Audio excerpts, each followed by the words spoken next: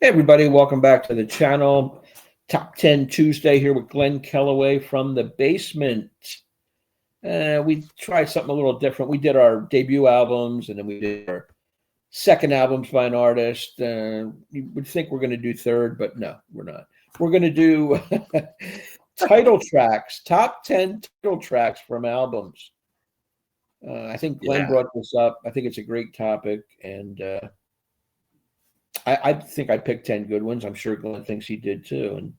And I mainstreamed my list towards stuff that I love. I'm not saying these are iconic in anybody else's mind. These are the ones I'm picking because this is the kind of music I listen to, and they all happen to have 10 great title tracks. So, what do you think, Glenn?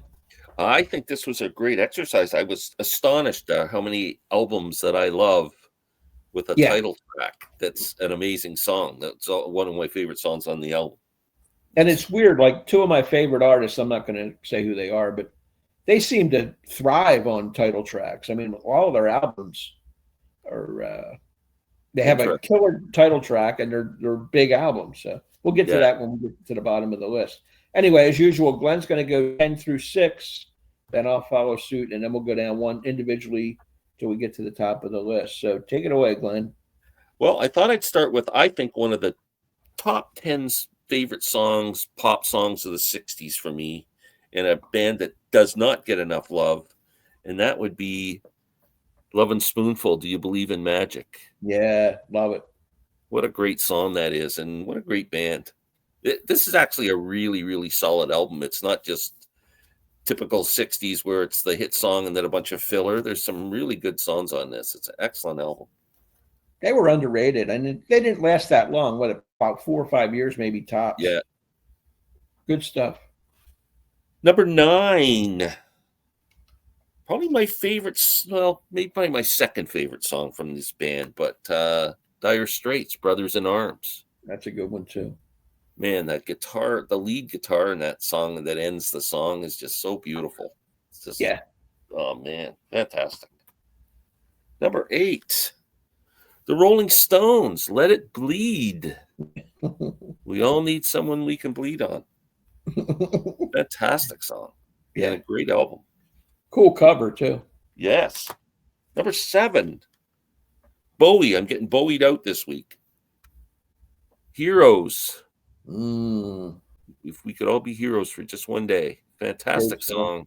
Great Great Bowie song. album. One of my favorite Bowie albums. Yeah. Number 7, and one more. Number 6. I bet you this might, well, it might be on your list. My favorite album from an artist that we both love, Darkness on the Edge of Town, Bruce Yep. Springsteen. And that's a great title track. I mean, It is. isn't that the last song on the album too? I think Yeah. it's the closer. Um, I think it is, but maybe I'm wrong. it is. Yeah, that's a great choice. It's not on my list, but that's my second favorite Bruce album. I know it's your favorite, but you can flip a coin.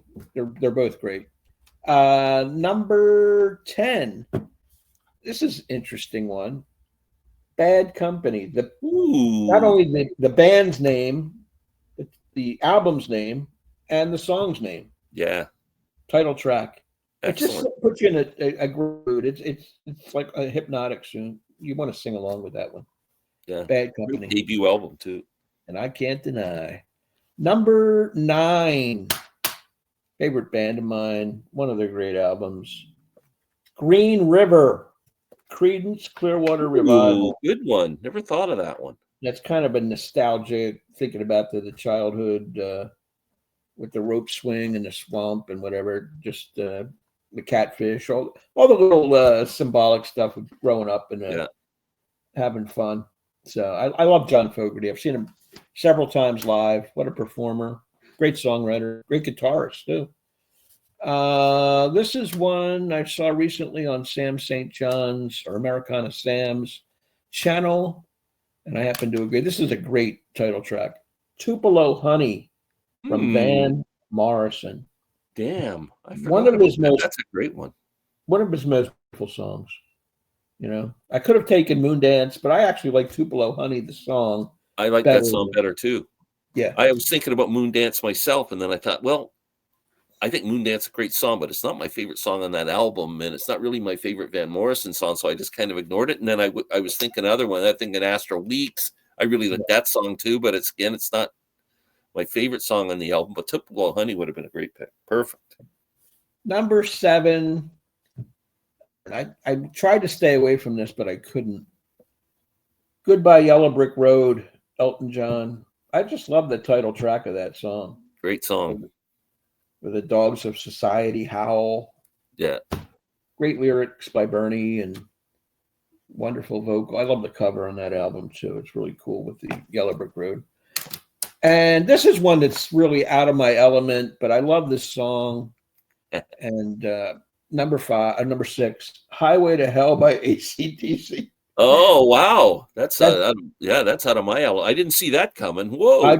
Wow. I just got a shot right to the cheek there. I'm going to send this out to my buddy Doc. Loves AC/DC. I don't follow the band like he does, but I love this song. It's just a kick-ass rock and roll song. Yeah. I'm on a highway to hell. That's my number 6. I only have one problem with AC/DC. It's nails on a blackboard to me because I can't stand either of the vocalists. Like I Brian understand Johnson and the other guy. I just can't. Brian Johnson's worse than that. But they could rock. Those guys could rock. There's no doubt. All right, number 5 for you. Number 5, I'm going with the guy in my hat, Frank Zappa, and the title song from, I think, Zappa's best album, or most accessible album, I would say, Apostrophe, which is an instrumental track on the album with a great guest appearance from Jack Bruce. So Nice. That's my number 5. Number 5 for me, I'm going with Neil Young, After the Gold Rush. Ooh. Kind of a song of its time, burned out basement and all that stuff. Just wonderful lyrics. And that almost falsetto voice it is it's hypnotic. Love it. Good album too, but it really is a significant song for me. That's awesome. I was thinking about Neil. I was thinking about Tonight's the Night. I was thinking about Harvest because I love that song. And then that one totally slipped my mind. That's a great pick, Rich. Good. I'm going with one of the greatest blues bands ever, Paul Butterfield Blues Band's second album, and the great instrumental track from Mike Bloomfield at the end, East West. Fantastic song, kind of melding the blues with East Indian music. It's just an incredible song. That is my number 5 or 4. My number 4, I'm going to take crap for it, but I don't care. Eagles, Hotel California. That song epitomizes that era of the excess of a rock and roll lifestyle. And you can check out anytime you like, but you can never leave. I like Don Henley and Glenn Frey's songwriting. Great album. One of the better albums of the 70s for me. I know you like the early Eagles, but I like the whole catalog. Did you do your homework? Oh, yes, I did. You're And? right. I agree with you. Yeah. Unbelievable. Yeah. For anybody who doesn't know what I'm talking about, I mentioned a song by Jethro Tull. It was released in 1969, I think, called I can't remember the title of the song. But We something or other. We used to know. We used to know. Yep. And then that is exactly the same guitar riff, chord structure, melody, everything for Hotel California, which came out like 7 years later or something. Right. I'm glad you agreed with me. Steve did too. No, it's funny. My top 3 are my top 3 albums of all time. That's the way you should be. And they happen to be title track albums. Yeah. Number 3 would be Close to the Edge. I knew that was going to be there. Yep. Yeah, just a masterpiece. You're staring at a masterpiece right there. Number 3. My number 3, you had Darkness on the Edge of Town earlier. I'm going with Born to Run. Just an amazing song, amazing album for Bruce. Really put him on the map, and he hasn't looked back since. I mean, the first 2 albums are good, The second one in particular is very good. And then this one just Newsweek, Time, same week, all that stuff. Superstar in the making. I love Jungle Land. It's my favorite song on the album, but just as a title track, Born to Run makes a statement, and it's a great song. I thank you, because I just made $1,000 on Bet365 betting that would be on your list. Congratulations. The odds were low, but I bet enough money that I just load up on that. Yeah.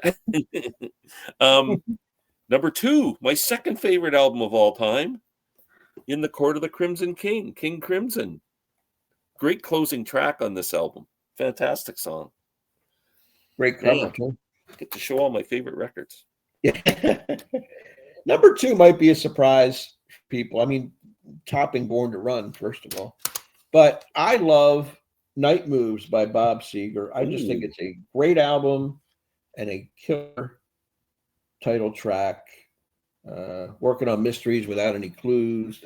The little silence and then the strumming of the guitar. It's arranged perfectly. I like Seeger's voice and lyricism. So that's my number 2. Wow. Well, my number 1 is my favorite album of all time. That would be Jethro Tull's Aqualung. Wow. Sitting on a park bench. I don't know how I didn't think of running down his nose. That was an obvious one. I should have known that. Brilliant Wow, album.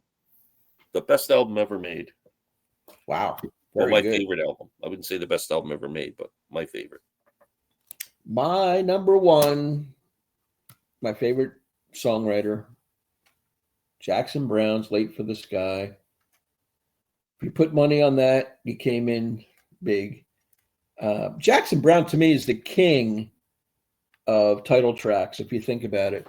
For Every Man, this one, Running on Empty, The Pretender, Lives in the Balance, I'm Alive. All of his albums have a tremendous title track. That's it. That is true. And they're all great songs. And Bruce, you could throw in there too with Born to Run and The Rising and Darkness and Nebraska. The River. And the USA, The River. Yeah. He's good at that too. Yeah. But, I had to go with Jackson in my number 1 spot. He's just my favorite songwriter. I'm not saying he's the best, but he's the one that appeals to me the most. And, the illusionment and the loss and the love and the. He's a great lyricist, and in my opinion, that's his strongest album of lyrics. It is for me too. Yeah. And he's got a bunch of them, but that is the strongest. Yeah. Fantastic album. I remember back when that came out, I sat down because the lyrics didn't come with the album. Right. I remember sitting down, listening to that over and over again and writing down the lyrics to every song on that album because it was just so incredible. I used to do the same thing with that. It's unbelievable. Yeah. I wish I still had those somewhere. I used to stuff them in the albums and then I got rid of them. Yeah. Once the internet came on, you didn't need that stuff anymore. Yeah, I know. You look up any song you want. That's old school. Yeah. Threw it out with our slide rules. Yeah. Anyway, that wraps this up. Title tracks. Hope you enjoyed. Send some of yours. I had a couple of honorable mentions that just missed my list, by the way, including Band on the Run by McCartney and Wings. Good one. Piano Man by Billy Joel. I love the song and the album. I tried to come up with a Tom Petty song or title track, and they're not my favorite songs, so that's why I left Petty off, like Wildflowers. Well, I could have used Wildflowers because that's my favorite Petty song. I could have done that one. That would, yeah. I thought about that. Damn, I missed that one. That might have made my list.